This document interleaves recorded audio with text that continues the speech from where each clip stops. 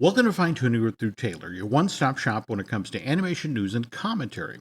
I'm Drew's co-host, entertainment writer Jim Hill, and he and I are recording this on Friday, August 13th, 2021. Drew, are we a suspicious person? Does Friday the 13th mean anything to you, or? Not since I made it out alive from that summer camp in Western Connecticut, Jim. Yeah. Oh, I was actually managing a theater when the very first Friday the 13th film was made. And I remember the guys at the film booking office in Boston talking about this terrible movie that had been made. I want to say they shot it in the fall. In fact, that's if you're paying attention to the very first Friday the 13th film, the leaves have changed, which means that all of the actors are freezing to death when they do these scenes down in the water and that sort of thing. Right. But it was just, God, this terrible movie that Frank, what was his name? Damn it. Mancuso. There we go. All right. Yeah. Who made this terrible movie that then made so much money.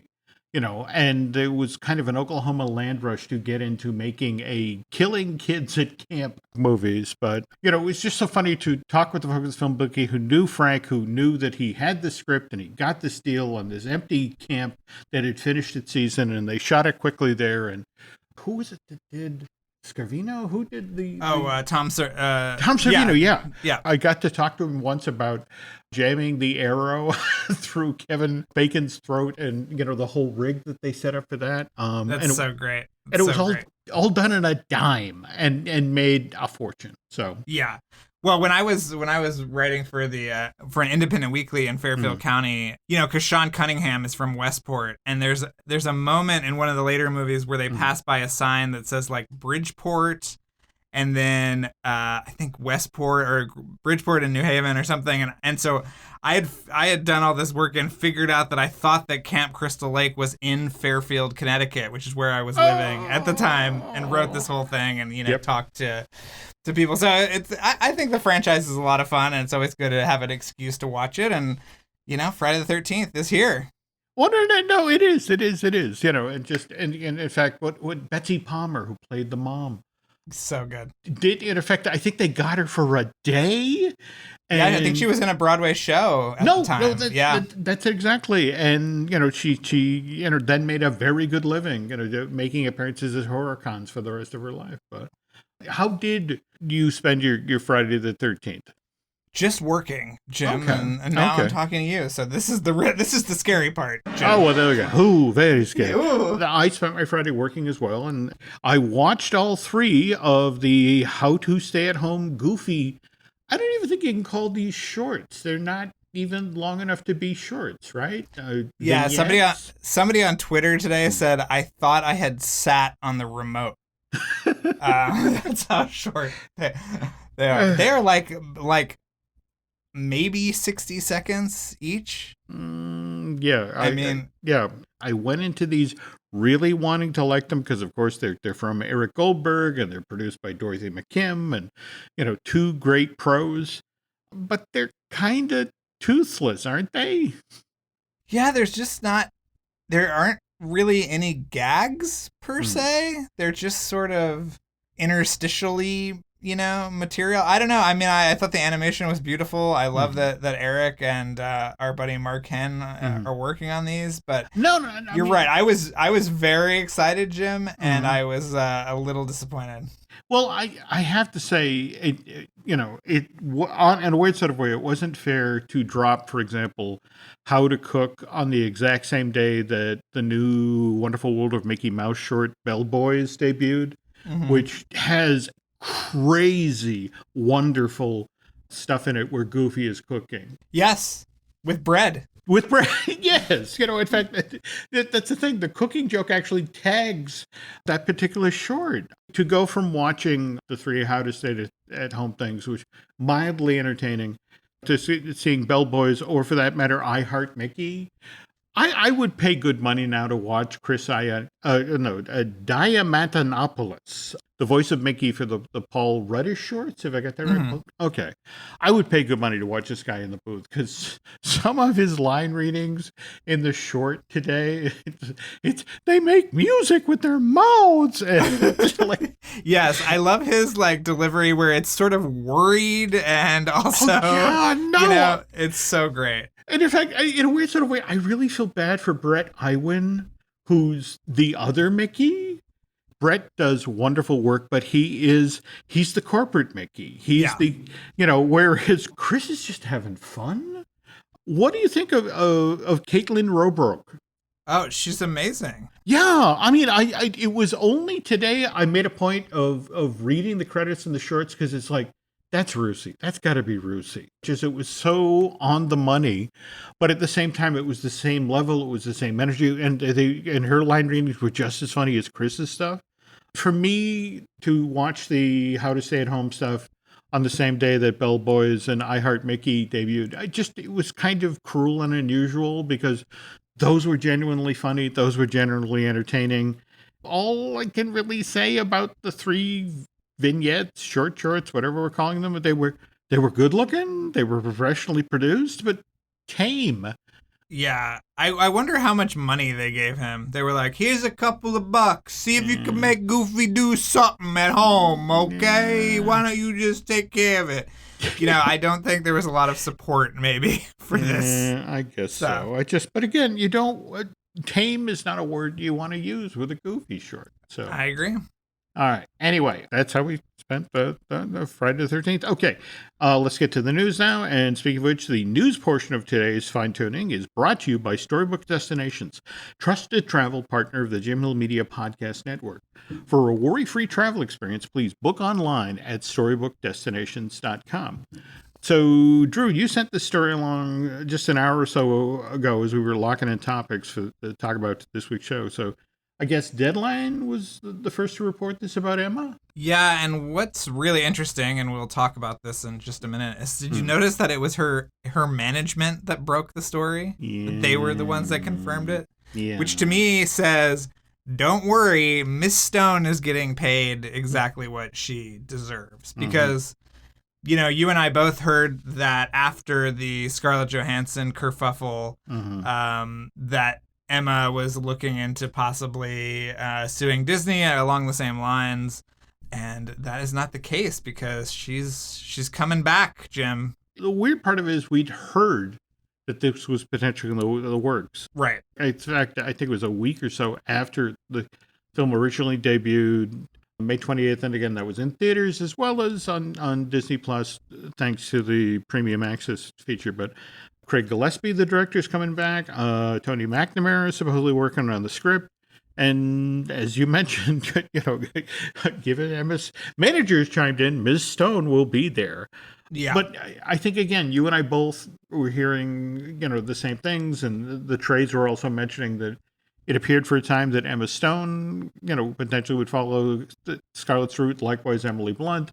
But what was interesting for me today, people paired this Emma Stone being locked in for the Cruella sequel, pointing out that, hey, Dwayne Johnson this whole time has been talking about how happy he is with what Disney's been doing with Jungle Cruise, the theatrical release, as well as it being available on Disney Plus through the premium access thing. So, the insinuation there is, of course, if Dwayne's happy, Emily's, Ms. Blunt is happy. So, right. And they've referenced their renegotiating their deals. And the other thing that's different about Jungle Cruise is, from what I understand, is that Dwayne The Rock Johnson was very instrumental in having it be a dual release, since he and his entire family actually contracted COVID last summer. That this was something that was very important to him, so that families could see it however they are comfortable with watching movies. And so, when the star / producer of the movie is the one really leading the charge, I think that kind of takes care of a lot of the fears on the performers' side of things. No, I get that. I do. But yesterday we had the earnings call where, Bob Chapek kind of modulated what he was saying in regard to the pandemic Disney Plus situation, but still seemed to sort of dig in his heels about Scarlett. I also had somebody reach out today to basically say that the Twilight Zone Tower of Terror movie has been placed on hold while they look for new talent. Have you heard anything about that? I Or saw something from some very dodgy website, but okay, it would. Let me just say that mm, what I know about that project is that it mm, would be a real shame if it didn't happen. okay, And the filmmaker that was attached, who has not been announced yet, mm, has very close ties with Scarlett as well. So mm, if she walks, I think this filmmaker will probably walk too, which is a shame. mm, So I don't know, but I've heard that Josh's script is really amazing. mm, So yeah, I don't know. okay. I really want I want all of that to come back together. And Jim, you and I know that as soon as the check is written, that'll happen the next day. You know, it's not. Mm, I'm not that worried. But no, no, I get Disney that, needs but to it's soften their stance a little bit. yeah, yeah. So, but again, that's the thing of living in this now resurging pandemic world. And in fact, that was what was interesting about Chapek talking about. We didn't think we'd be dealing with a resurgence. Especially we're dealing with in Florida. And speaking of how the resurgence is impacting other aspects of the entertainment industry, what do you make of this scuttlebutt about Hotel Transylvania 4 potentially on the move? Yeah, well, I mean, we've been watching this just in terms of the showdown between Hotel Transylvania and Addams Family Yes. 2, right? Yep. Yeah, I mean, that's one way of avoiding that, but it doesn't seem outside of the realm of possibility. We just saw Carnage, or Venom 2, Let There Be Carnage, pushed back. The Paw Patrol movie is also a simultaneous release on Paramount Plus, which I didn't even know until I saw a billboard yesterday. Did you know that, Jim, that the Paw Patrol movie is on Paramount Plus the same day? I came across that just tonight, though. What was weird is that I was in Target earlier today, and it was just fascinating to see the huge display behind the merch that debuts with this film. And what was funny is that they were putting up the Paw Patrol end cap, but they created space for that end cap as they were pulling down the Space Jam A New Legacy stuff, which I thought was like, wow, you so rarely see this in real time. Thank you. Goodbye. Right. Given how many films has Sony Pictures Animation wound up selling to Netflix at this point? What, Mitchell's versus the Machines, Wish Dragon, and of course Vivo. We were just talking about that last week. So it's not out of the realm of possibility. Yeah. Yeah, Netflix seems like the likely home for it. Mm-hmm. Although, with Disney's whole deal with getting Sony movies in the second window, the home video window, I am sure they would not be super happy with that because they want Hotel Transylvania on the platform. There's been a long-running animated show on the Disney Channel. It makes a lot of sense. So Very true. Very true. I don't know. That brings to mind the whole deal with Free Guy. Did you see the stories to the effect of that before Free Guy can make its way over to Disney Plus, it has to do a stint on HBO Max? Yes. Well, I didn't even read that article, Jim, because I already knew that. And I was telling somebody that last night because somebody asked me, why isn't Free Guy just going to Disney Plus? And I said, well, there's this stupid HBO deal, which is why, I don't think the New Mutants has shown up on Disney Plus yet or anything. So, it's a process, but it's such a bizarre landscape now. I mean, when it comes to, especially with these giant corporations, and now with each of them with the streaming services, kind of brings us to our next story. You dug this one up of the giant SpongeBob related renewal, where it was like 52 brand new episodes ordered, but that's spread across 3 different shows. Yeah.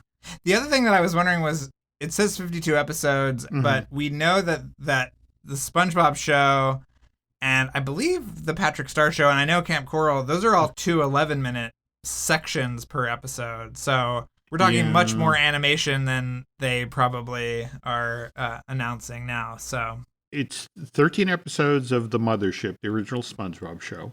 It's 13 episodes of the Patrick Star Show, but that's actually 13 episodes tacked on to season 1. They picked up the They used to call that the back nine, right? They had an Yeah. agreement for 13 and they picked up 13 more. And then the 26 episodes of Camp Coral, that's the same thing, only it's 13 episodes for season 1 and then 13 episodes for season 2. Yeah. I mean, the way you and I have talked about this before, but the way that the animated shows are coming out on streaming too is insanely bizarre. And it'll be like 18 months and it'll be the 6th season of some, DreamWorks animated show. Not to jump ahead, but they announced, when season 2 of Kid Cosmic is coming back, which I may or may not have seen some episodes, Jim, and I may or may not say that they're just as wonderful as the first batch. But they also greenlit they announced that a final 3rd season was also greenlit, but you and I both know that they just made all of these at the same time. Yeah. And they're just, parceling them out over the next however many months. So, this distinction of episode, like they announced that Housebroken season 2 was coming out, but I guarantee you that the Housebroken episodes that are going to be for season 2 were produced at the same time as the first one. Oh, no. So it's just crazy. The whole landscape is nuts. Again, I'm happy for Mr. McCracken that there's going to be a 3rd season, is because there were those of us who are still mourning the fact that, Wander Over Yonder didn't get a 3rd season. Hey, at least it's on Disney Plus, Jim. Yes, it's since May of this year. So, yes, I will take things where I can get them. I'll be gracious about it, which now brings us to Seth MacFarlane's most recent comment. I guess this was set in motion, this latest sort of Twitter kerfuffle. Seth MacFarlane saw Tucker Carlson on Fox News and thought what Tucker said that night was so egregious. This is what he posted, that Tucker Carlson's latest opinion piece once again makes me wish that Family Guy was on any other network. And it's like, look, Fox, we both know this marriage isn't working anymore. The sex is only once a year. I don't get along with your mother. And, well, I've been having an affair with NBC. That refers, of course, to the deal that MacFarlane cut with NBC Universal back in January of 2020, which was everyone thought was huge until the Trey Parker, Matt Stone deal got announced just last week. What did you think of that, Drew? First of all, it's going to be very hilarious for them to be playing the underdog when they have made almost $1 billion. Which, from what I understand, it was... there was an option that they were actually going to sell their company altogether for more than $1 billion. And yeah, and I read a report that said, like, basically they chose the mortgage instead of the sale, so they are still in charge of everything. Okay. But yeah, it's like, what this deal encompasses is insane. If you've looked at it, it's like 14 movies. They're going to do a horror movie. They're going to do some deep fake stuff. I mean, it's crazy how much stuff they're going to... So yes, $900 million sounds like a lot. And to you and I, Jim, it is the moon, but we're going to get a lot of content out of this, and it's going to give a lot of content to Paramount Plus, right? Which is what they really need, especially after HBO Max signed that huge deal, I think 2 years ago, to have all of the South Park episodes on that platform. So Paramount Plus needs some stuff. But you follow around with a number of these shows. I mean, for example, Fox has renewed Family Guy through its 21st season. It's just finished its 19th. So that puts us through 2023. This deal that Matt and Trey just signed with Viacom CBS also extends South Park's run on Comedy Central to 2027. That's the 30th season of the show. And just in case you're wondering, The Simpsons earlier this year got renewed for season 33 and 34. That's 2 years out from here. And when they complete that deal, there will be 750 half-hour-long episodes of The Simpsons, which would be a lot for Goofy to binge. That one was particularly lame, by the way. Of the how to stay at home, that one, it was one gag done poorly. Right. I was really surprised. In fact, you know how I entertained myself during the show? I actually went back and stopped frame to see, oh, well, look, Goofy went to the bathroom and he did wash his hands. You know, that there's a little green towel which he throws back into the bathroom. Well, Jim, this is not in our show notes, but did you watch What If? Yes, I did. Now, how great was that? Come on. I genuinely loved that from start to finish. Between the way it was written, the fact that they brought back how many people from the original film? I mean, even Dum Dum McDonough, the Yep. actor. It's been 10 years since he did anything for Marvel. In fact, for me, it was intriguing that the only person who didn't come back was actually Chris Evans, which didn't in February of this year, wasn't all this talk about how Chris is coming back? That they were cutting some sort of a deal for him to come back and do some more Captain America stuff, and he was supposed to be able to direct. And so it's like, you couldn't get him to say the 5 lines? I know. Some of these lines do feel like they were recorded in a broom closet between setups. I will say that. But I've seen 3 of these episodes, and next week's, Jim, you are going to lose your mind. It's so good.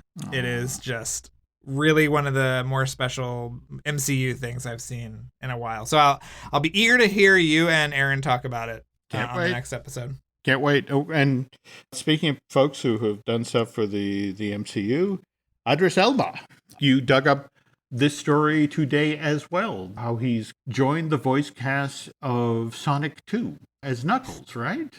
Yeah, I don't think we even knew that Knuckles was going to be in this one, did we? We knew Tails was going to be in it, but this isn't a case of Idris slumming, because he did Chief Bongo in Zootopia, Shere Khan in The Jungle Book, the live action, the Favreau in 2016. And why am I blanking the character of Fluke in Finding Dory? Who is Fluke? Well, Jim, you clearly are not a Wire fan, because this is the character he voiced alongside Dominic West from The Wire. They were the 2 sort of uppity seals on the rock that would always yell at the others. No. See, the problem is I fixate on the gags. So I remember about the one with the bucket, Yes, Gerald, yes. So the other thing, Idris is coming on late. I mean, Sonic 2 is in the can. I mean, it's shot in Vancouver and Hawaii in March and June of this year.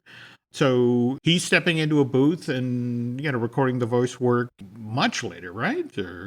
Yeah, I mean, listen, Jim, as long as there are Canadian animators who can do this stuff in their living room, that will be fine. It'll be up to the minute, but, it'll be okay. Did you watch Idris in Suicide Squad? Yes, I did. James Gunn is a national treasure. Yes. That film has a surprisingly high body count, but that's actually half the fun. Yes. And if he did this on his first pass in the DC world, I'd love to see him take another run at it. This one was fun, whereas the first Suicide Squad film had an amazing cast, but I don't want to get into the Schneider cut world again, where it's, in fact, the directors all but said that this is not the movie I made, right? Right. Yeah. I mean, when they got the people that cut the trailer to come in and cut the movie, that was not in anybody's vision board to have that happen. So yeah, this is true. All right. Well, enough about DC. Just yesterday, right? You went to the Disneyland. Is that right? I did. I went back, Jim. I went back to the scene of the crime. Yes. Okay. Well, I want to quiz you about what you saw, but first, we got to take a break. The family that vacations together stays together. At least, that was the plan. Except now, the dastardly desk clerk is saying he can't confirm your connecting rooms. Wait, what? That's right, ma'am. You have rooms 201 and 709. No, we cannot be 5 floors away from our kids. The doors have double locks. They'll be fine. When you want connecting rooms confirmed before you arrive, it matters where you stay. Welcome to Hilton. I see your connecting rooms are already confirmed. Hilton, for the stay. Every story you love, every invention that moves you, every idea you wished was yours, all began as nothing. Just a blank page with a blinking cursor, asking a simple question. What do you see? Great ideas start on Mac. Find out more on apple.com/Mac. All right, listen up, nacho chips. Quiet down, crispy potatoes. This is the moment Velveeta's been preparing you for, and you're not about to crack under pressure. Today's the day to go all in on the drip. Velveeta's Heat and Eat Queso is the MVP of any game day spread, so stick by them, and you'll be golden. Now get out there and make delicious history. No tailgate party is complete without Velveeta. This is the first time you had been back to the Disneyland Resort since that 80s night thing, right? Yeah, which was in January, of 2020, right? 2020, yeah. It was the night after Minnie's Moonlit Madness, so I stayed up all night to do that. And then I came back the next day and stayed up all night at the 80s party. Okay. Yeah, it was a lot, but it was great, and held me over, I guess, until now, which it was fun. It was things are still a little weird out here. I feel very, getting jammed into the Haunted Mansion stretching room with a bunch of strangers. Not my favorite thing, Jim, but for the most part, it was great.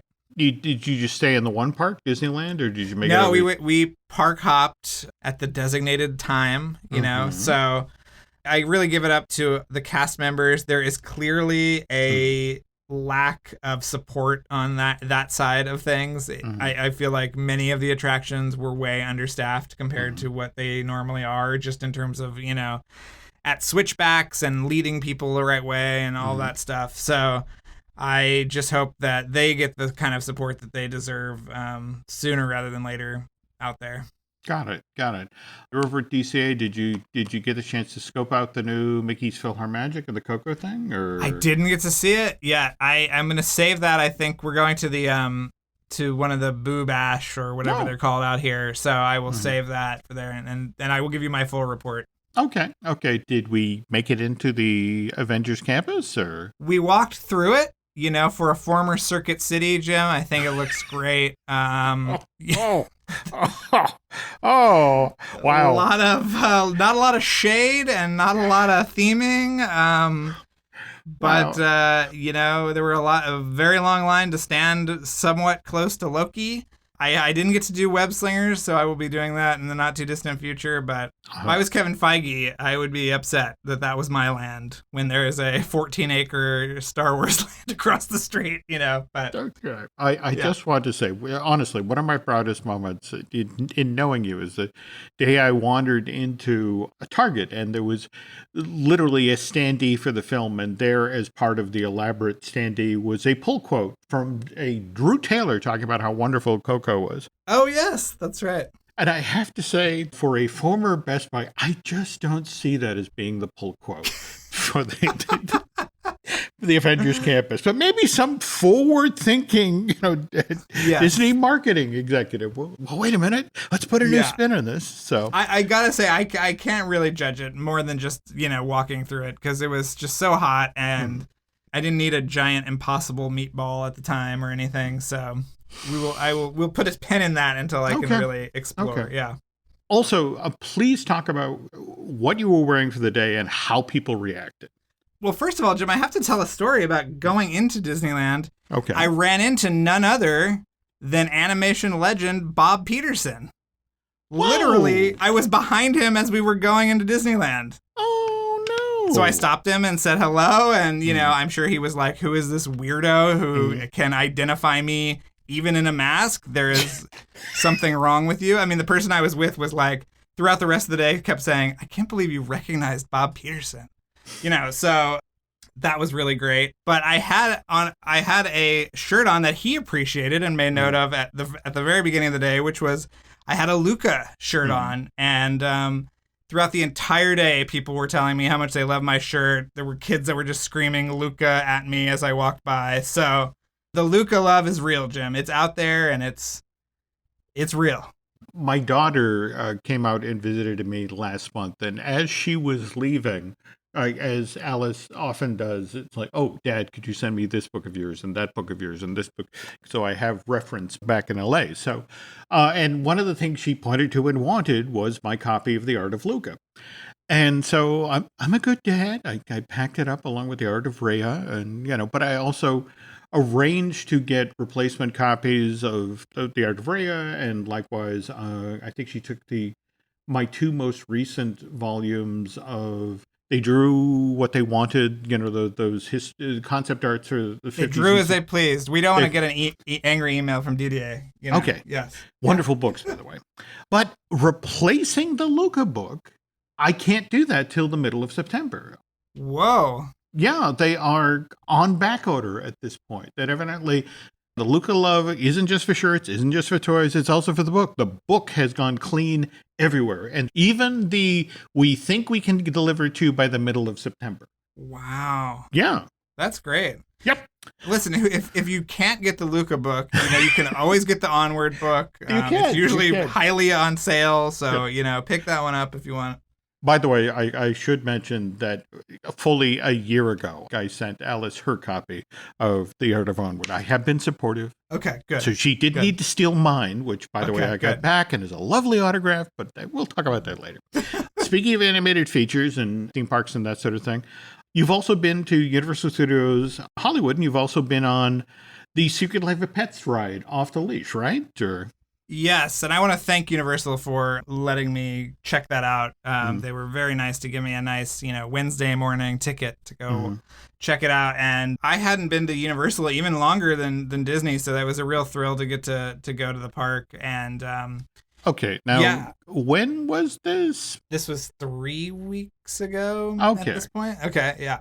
I don't know if you've seen the footage of this, but there was actually a small fire at Universal Hollywood. I saw the footage, yes. I mean, you know this, Jim. I lived down the street from No, Universal. that's exactly. I figured if anybody had seen this footage, in fact, it's a fire that happened at night. And the news crews were in just the right spot because in the exact same neighborhood where Secret Life of Pets Off the Leash, in fact, this is the Illuminations neighborhood, right? Because it's yes. Minion Mayhem and Super Silly Fun Park or whatever that is. That's on Minion Way, but that's at the corner of Pet's Place, which is where, I guess, right across the street is where the Off the Leash ride is, right? Yes. Okay. Correct. But on the back of the building for Despicable Me, Minion Mayhem, they have a giant one-eyed minion who, again, the way they built it, it sort of appears to be staring over the Frankenstein parking garage down on the 101, right? The highway down there. But there's a small fire, evidently, in the parking garage. So the news crews are at the bottom of the hill shooting up at Universal. And what they can see is it looks like King Kong because the smoke is billowing out of the parking garage, and you've got the orange light of the fire and they're, clutching the roof of the Frankenstein building, surrounded by billowing smoke is the giant minion. And it's like, if the publicity department didn't start this fire, they should have. Right. It made for a great image, great footage, but no sign of damage or anything, No. Okay. I mean, I'm convinced that minion is a NSA probe of some kind that's just monitoring the entire San Fernando Valley. But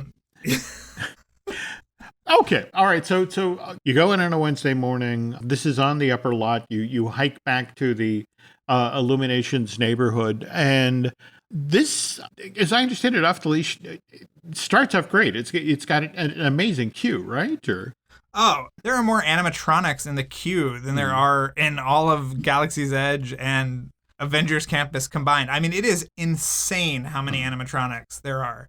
And what's really cute is you're in a Manhattan apartment building and you go through different people's apartments and they're all laid out in different ways. And it's just really, really clever and really fun and really puts you in that world in a really nice way. But yeah, it's really impressive. Okay. And is it, you go up into the building or, I mean, how do you get to the load unload area? Yeah, I think you go up. Yeah, there are stairs at one point, I believe. Okay. Yeah, I didn't really linger that much because it was the first thing in the morning and it was sort of a walk on for me. So, but it's absolutely gorgeous. I mean, what Universal Creative did with that is just astounding. The ride itself has kind of a unique gimmick. Can you talk a bit about that, or? Yes, you are a pet that is needing to, it's on adoption day. The whole thing is set on adoption day. So you are sort of trying to be on your best behavior while there is all this wackiness going on with all the pets from the 2 movies. Mm-hmm. I thought the ride was going to be a trackless ride vehicle, but it's not. It's a pretty traditional, almost omni-mover system. Mm-hmm. And it has a really kind of heart-tugging gag at the end. Their kind of twist on the Haunted Mansion where you're adopted by a couple. It's sort of the inverse where, the other characters are sort of adopting you. And I think I was adopted by a nice biracial lesbian couple, Jim. So if you need me, Okay. please talk to my 2 moms. Yeah. Okay. When this attraction was initially in development with Universal Creative, in fact, what's kind of intriguing is they began development work on it before the first film came out in 2016. They were going to build 2 of them at the exact same time. They're going to be trackless, and one was going to go into Universal Studios Florida, and one was going to go into Universal's Hollywood. And somewhere along the way there, it became one vehicle and a more traditional ride system. But at the same time, they took advantage of the fact that, okay, we're going with a trackless system, which is obviously cost less, or a tracked system rather than a trackless. But it meant they could pour more money into the ride itself. And so there were some very elaborate set pieces, aren't there? Or Yeah, I was really impressed with, people always give Universal grief for the amount of screens that their attractions use, but I thought that the use of screens in this one, along with projection mapping and animatronics, was really interesting. There's a gag that you might have seen, Jim, online where the main dog is getting a bath, and so you see him sort of out of the water at the top of the tub, and then when he goes down underneath the water, it transitions to a screen, and you see him moving around, and then it's sort of a circular thing, and it's just really, really cool and really impressive. And I was really astounded by that, the way that the technology sort of mixes and matches. And I know you had told me that there were some problems with sort of keeping all the gags going, but at the time that I saw it, it was pretty together. through no fault of Universal Creative, this ride was originally supposed to open on March 27th, 2020. In fact, they were in the middle of press previews when the pandemic reached critical mass and Universal Hollywood closes on March 14th of last year. And the park doesn't reopen till April of the following year. And frankly, that's the thing. You can't leave an attraction shut down for that long amount of time without things going a little bit south. But my understanding is they got the glitches dealt with fairly quickly. They took advantage of the fact that they had this thing that was paid for, and the next year's budget came along, and then they used it to plus the Illuminations neighborhood with that. In fact, did you get to see the Snowball Interactive while you were there that morning? Or no? Where is that? It's actually in. Evidently, it's around the corner. I mean, the insinuation. I saw the line. Oh yes, I've seen videos. Yeah, I don't think he was up yet. I think he was still sleeping. But there we go. But the notion of we can do this in the same neighborhood. And by the way, do they do the? I know that the gift shop, which I guess is called the pet store. Do we exit through the gift shop, or is it across? We do. We do. You need, once you're adopted, Jim. You need those extra things for your dog, your toys and bedding and all that stuff. And there was a lot of cute stuff. There were like very cute ice cream novelties that were kind of shaped like different characters. And you and I, Jim, will appreciate this, that Harrison Ford once again appears in a theme park attraction, but does not speak. There is, you remember he was kind of a gruff dog in the sequel. He was.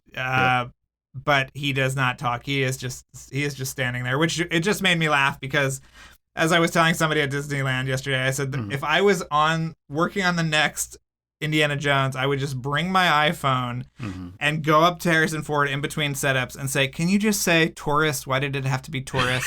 And we can just get this national nightmare over of the horrible non-Harrison Ford voice in the Indiana Jones adventure. But yeah.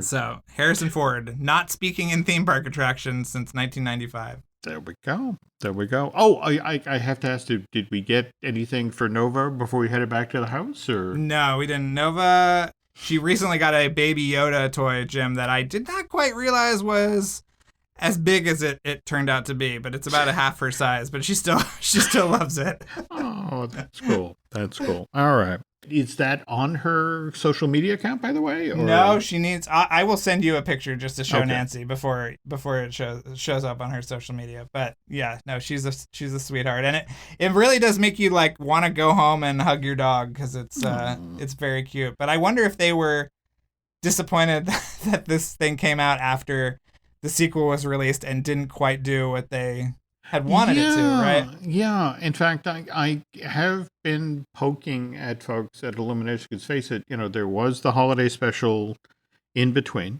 And this attraction has been well received. And there are discussions of taking the Illuminations neighborhood concept to Florida, and which is a polite way of saying if you like Shrek 4D, now might be a good time to go ride it.